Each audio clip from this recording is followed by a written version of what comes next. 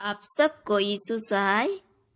अगर हम अपने जीवन को देखें तो समय के साथ हमारा व्यक्तित्व बदल जाता है, और अगर हम अपने करीबी लोगों को देखें तो वे भी समय और हालातों के हिसाब से बदल जाते हैं, उनका व्यवहार बदल जाता है। या अगर हम दुनिया के लोगों को देखें तो वे भी समय और परिस्थिति के हिसाब से बदल जाते हैं।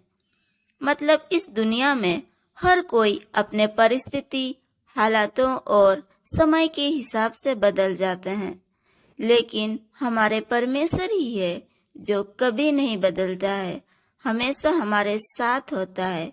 परमेश्वर का वचन कहता है मलाकी अध्याय 3 और उसका 6 पद में, क्योंकि मैं यहोवा बदलता नहीं, इसी कारण हे याकूब की संतान तुम नष्ट नहीं हुए।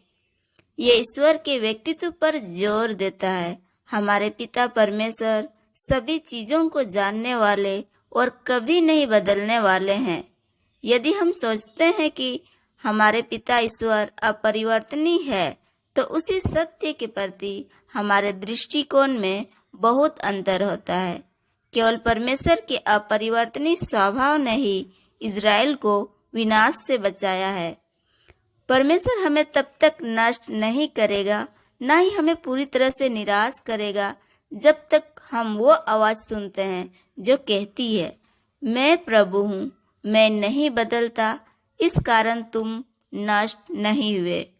परमेश्वर के उद्देश्य और वादे नहीं बदलते हैं, इसलिए हमारे पापों और उतार चढ़ाव के बावजूद हमारा विश्वास उस पर बना रह सकता है। अपने आप पर, चाहे आप कितने भी कमजोर और पापी हो, उस अपरिवर्तनीय प्रेम पर भरोसा रखें। भविष्य में दोष और असफलताएं, पाप और कमियां होंगी, लेकिन स्वयं से ईश्वर की ओर उठे।